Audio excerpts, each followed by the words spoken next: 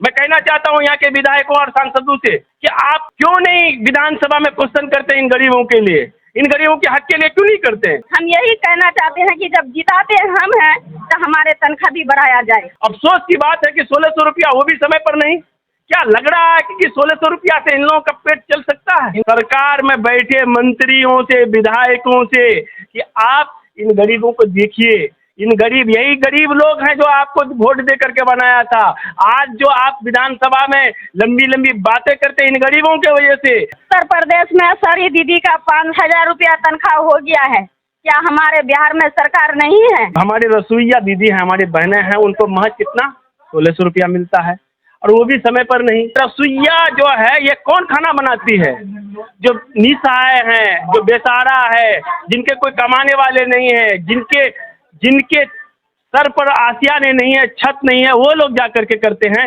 लेकिन अफसोस की बात है कि आज इनको महज 1600 रुपया मिलता है। दोस्तों, अगर आप बेरोजगार हैं और आपसे कहा जाए कि आप दिन भर काम कीजिए और आपको 50 रुपये तनख्वाह दिया जाएगा, एक दिन का 50 रुपये, तो आप करेंगे? मुझे लगता है कि आप नहीं करेंगे। आप ऐसे ही बेरोजगार बने रहना पसंद करेंगे, लेकिन 50 रुपया दिन काम नहीं करेंगे। लेकिन बड़े ही अफसोस की बात है कि बिहार सरकार हमारे माँ बहनों को 50 रुपये दिन के हिसाब से काम कराती है, जो बहुत ही अफसोस की बात है। जैसे कि आपके और हमारे बच्चे स्कूल में जाते हैं पढ़ने के लिए और उन बच्चों को हमारी माँ बहनें खाना बना करके खिलाती है। हमारी माँ बहनों को आज भी 50 रुपये दिन पर काम करना पड़ रहा है। यहाँ बिहार सरकार 50 रुपये दिन के हिसाब से उनको तनख्वाह देती है, 1650 रुपये महीने के हिसाब से देती है। अब आप बताइए कि इस महंगाई के दौर में 1650 रुपये से क्या होने वाला है?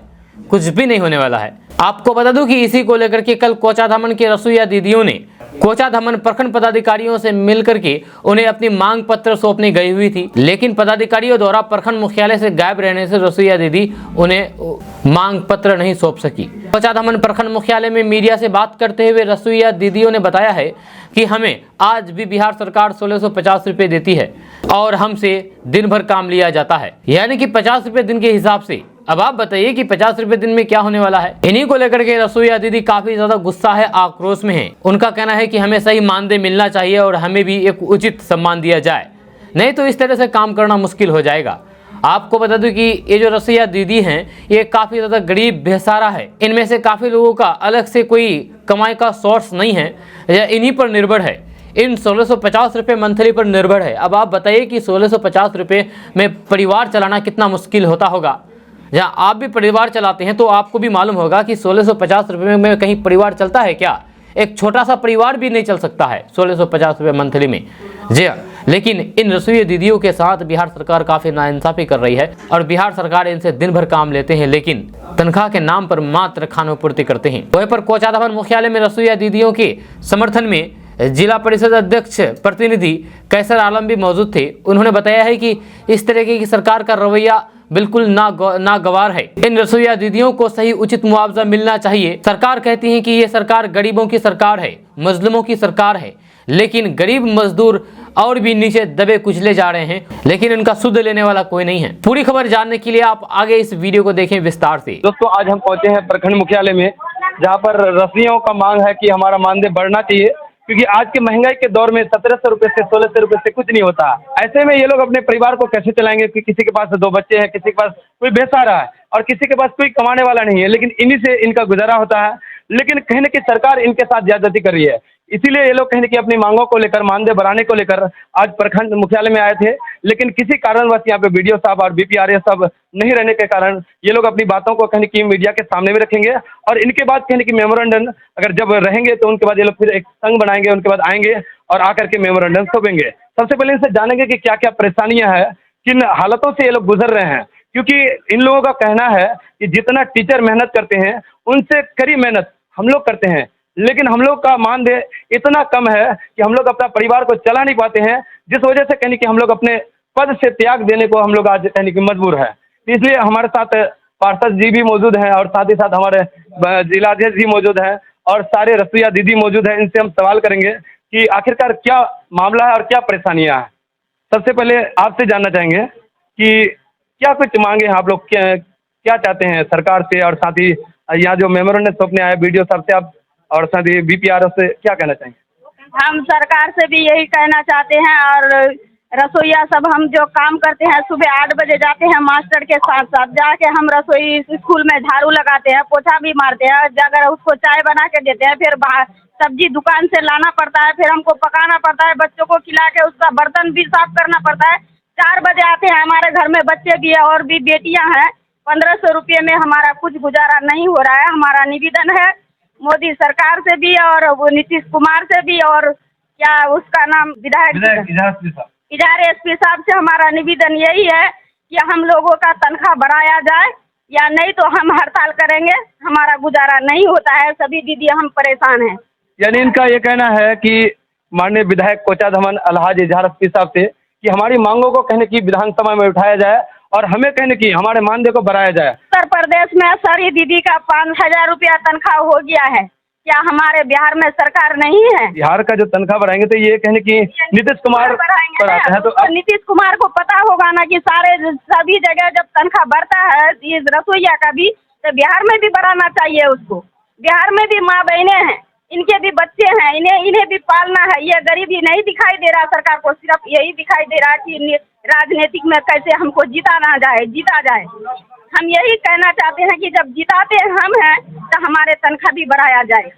यानी इनका साफ साफ कहना ये है कि हम लोग कड़ी मेहनत करते हैं और मेहनत के बावजूद जो मिलना चाहिए वो हमें नहीं मिल रहा, और इनसे इसीलिए ये कहने की सरकार से निवेदन कर रहे हैं कि हमारे मानदेय को बढ़ाया जाए।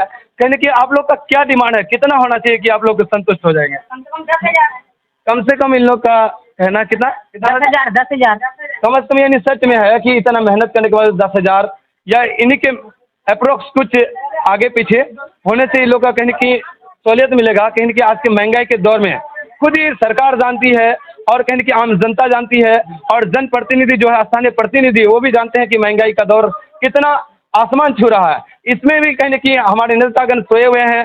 यहाँ तक कि हमारे सीमांचल की बात करें तो सीमांचल में सत्तारूढ़ दल में कई सारे विधायक हैं, लेकिन आज तक रसोइयों की आवाज़ को ये लोग नहीं उठा रहे हैं। इनकी आवाज़ों को कहने की अपने आवाज़ बना करके कहने की नहीं उठाने का काम करते हैं। यहाँ तक कि सरकार बनाने में ज़्यादा अहम भूमिका इन बहनों का होता है, इन रसोइयों का होता है, इन गरीबों का होता है, इन असहायों का होता है, लेकिन इन्हीं को ये लोग दरकिनार करते हैं। ये कहने की सरकार हमेशा ना इंसाफी करती है। इन्हीं को लेकर ये लोग कहने की आज प्रखंड मुख्यालय में मेमोरेंडम सौंपने आए थे, जिस वजह किसी कारणवश नहीं रहे। जिला परिषद साहब, क्या कुछ आपको इन लोगों ने अपना दुख बताया? सबसे पहली बात है कि आपको क्या लगता है इनके साथ? मैं तो इन लोगों का बस तहे दिल से शुक्रिया अदा करता हूँ और धन्यवाद देता हूँ कि इन बहनों ने आज प्रखंड मुख्यालय में आकर के क्या कहते हैं हमारे BDO साहब अभिति आर साहब को मेमोरेंडम सौंपने के लिए आए थे, लेकिन जनसंवाद कार्यक्रम की वजह से वो लोग यहाँ नहीं हैं। लेकिन मैं कहना चाहूँगा कि काफ़ी अफसोस की बात है कि आज जो हमारे रसोईया दीदी हैं, हमारी बहनें हैं, उनको महज कितना 1600 रुपया मिलता है, और वो भी समय पर नहीं। इस महंगाई वो भी कहा जा रहा है कि 12 महीने में 10 महीने का सैलरी मिलता है, 2 महीने का बिल्कुल बिल्कुल। हाँ। और वो भी सही समय पर नहीं मिलता है। जो रसोईया बहन क्या कहते हैं स्कूल के बच्चे को जो पोषाहार देते हैं, खाना देते हैं, खुद उसके बच्चे भूखे सो रहे हैं, उनके बच्चे सूख रहे। ये रसोईया जो है ये कौन खाना बनाती है? जो निसहाय हैं, जो बेसहारा है, जिनके कोई कमाने वाले नहीं है, जिनके सर पर आसियाने नहीं है, छत नहीं है, वो लोग जा करके करते हैं। लेकिन अफसोस की बात है कि आज इनको महज 1600 रुपया मिलता है। 1600 रुपया यानी 50 रुपया दिन, वो भी 12 महीने में 10 ही महीना मिलता है। कितनी अफसोस की बात है, वो भी समय पर नहीं मिलता है। मैं तो काफ़ी अफसोस करता हूँ। एक तरफ सरकार बोल रहे हैं कि हम गरीबों के साथ हैं, क्या लगता है आपको कि सरकार गरीबों के साथ है या फिर किसके साथ है? देखिए, सरकार गरीबों के साथ है तो देख रहे हैं ना आप, सबसे गरीब तो यही लोग हैं। सरकार बनाने की तो भूमिका इन्हीं की है, वोट तो यही देते हैं। 80% तो गरीब लोग हैं, कहाँ है गरीबों के साथ सरकार? मैं आपके चैनल के माध्यम से कहना चाहूँगा, नम्र निवेदन है, सरकार में बैठे मंत्रियों से, विधायकों से कि आप इन गरीबों को देखिए। यही गरीब लोग हैं जो आपको वोट दे करके बनाया था।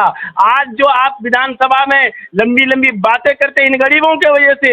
आप जो सत्ता में बैठे हैं, इन गरीबों की वजह से। अगर इन गरीबों की हकमारी हुई तो याद रखिएगा, ये गरीब कुछ नहीं कर सकता है, लेकिन अल्लाह ईश्वर है, उनके बद्दुआएं आपको लगेंगे। मैं कहना चाहता हूं यहाँ के विधायकों और सांसदों से कि आप क्यों नहीं विधानसभा में क्वेश्चन करते इन गरीबों के लिए, इन गरीबों के हक के लिए क्यों नहीं करते हैं? क्या ये गरीब आपके नहीं है? क्या ये गरीब के आसियाने आज आपको नहीं लग रहा है कि इनके भी आसियाने हो, इनके भी बच्चों को 2 जून की रोटी मिले, 2 वक्त की रोटी मिले? लेकिन आप लोग क्या करेंगे? आप तो कभी गरीबों के बारे में नहीं सोचते हैं।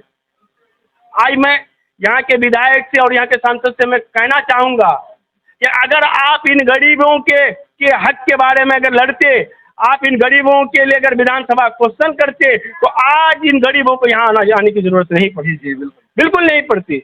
अफसोस की बात है कि 1600 रुपया वो भी समय पर नहीं। क्या लग रहा है कि 1600 रुपया से इन लोगों का पेट चल सकता है? इनका खास जिम्मेदार कौन है? स्थानीय प्रतिनिधि है या फिर बिल्कुल स्थानीय विधायक नहीं, स्थानीय प्रतिनिधि के साथ साथ जो यहाँ के जो बिहार के जो सांसद हैं, विधायक हैं, क्षेत्र के विधायक हैं, सांसद हैं, मंत्री, वो जिम्मेदार हैं। विधानसभा जो बनाया गया था इन लोगों की आवाज उठाने के लिए बनाया गया, पर आवाज उठाता नहीं है, तो घेरना चाहिए। विधानसभा में क्वेश्चन होनी चाहिए, घेरना चाहिए। और फिर मैं तो कहता हूं कि आज जो लोग आए हैं यहाँ, हमारे 4 विधायक रूलिंग पार्टी में, सत्ता में है। एक सांसद भले ही केंद्र में उनकी सरकार नहीं है, लेकिन स्टेट में उनकी सरकार है। लेकिन आज देखिए, सबसे पहली बात है कि इन लोगों को जो मानदेय जो मिल रहा है, कौन? स्टेट गवर्नमेंट देते हैं। और स्टेट गवर्नमेंट में सत्ता में कोचा धामन से लेकर के किशनगंज तक 4 विधायक वो हमारे सरकार में है। लोकसभा भी उन्हीं के अंडर में ही है। बिल्कुल है। तो अगर मैं समझता हूँ कि अगर एक बार इन विधायक अगर इन लोगों के हक के लिए विधानसभा क्वेश्चन करेंगे, तो इन लोगों की तनख्वाह अवश्य 5000 हो जाएगा। और मैं आपके चैनल के माध्यम से कहना चाहता हूँ माननीय सांसद से, माननीय विधायक से, कि आप इन लोगों के हक के लिए आवाज उठाइए। ईश्वर देख रहा, अगर आप इन लोगों के हक के लिए आवाज उठाएंगे तो इंशाल्लाह आने वाला समय में यही गरीब लोग फिर आपको साथ देंगे। अगर इन लोगों के हक की आवाज नहीं उठाएंगे, इन लोगों के साथ इंसाफ नहीं हुआ, तो याद रखिएगा फिर वो वक्त आएगा, फिर जो जमाना देखेंगे। ये थे जिला पार्षद साहब, कहने की अपनी आवाज़ों को रख रहे कैसे रही साहब, और साथ ही कहने की इन लोगों का यही मांग है, रफी साहब और साथ ही जिला पार्षद साहब भी इनके फेवर में, इनके सपोर्ट में, इनका भी यही मांग है कि इनका मानदेय बढ़ना चाहिए। और दूसरी तरफ हमारे साथ जिलाध्यक्ष जी हैं, इनसे भी कुछ सवाल करेंगे। सबसे पहले आपका स्वागत है जिला। बहुत बहुत धन्यवाद आपका। आज प्रखंड मुख्यालय में आपके साथ साथ में हमारी जो रसोई बहनें भी हैं और माएँ भी हमारे यहाँ पर उपस्थित हुई हैं अपने दर्द को लेकर के। मुझे इस बात से बहुत दुख है और मैं अपनी मैसेज देना चाहता हूँ हमारे सेंट्रल सरकार से लेकर बिहार सरकार तक को, और हमारे यहाँ के किशनगंज के स्थानीय जनप्रतिनिधियों को मैं कहना चाहता हूँ कि अगर हमारी इस माओं की और बहनों की आवाज़ को इन लोगों ने सरकार के पास रख करके इन लोगों का मानदेय को अगर नहीं बढ़ाया, तो मैं बहुजन समाज पार्टी जिलाध्यक्ष मैं वादा करता हूं कि मैं इन लोगों के लिए अनिश्चितकालीन धरना प्रदर्शन पर बैठूंगा और मैं अनिश्चितकालीन धरना करने का काम करूंगा। जी हाँ, साहब जिलाध्यक्ष जी का कहना है कि कहने की अगर इन लोगों की मांगों को पूरा नहीं किया गया तो इनके साथ कंधे से कंधे मिला करके हम लोग अनिश्चितकालीन धरना प्रदर्शन करेंगे और सरकार को इन लोगों के आगे में झुकने पर मजबूर करेंगे।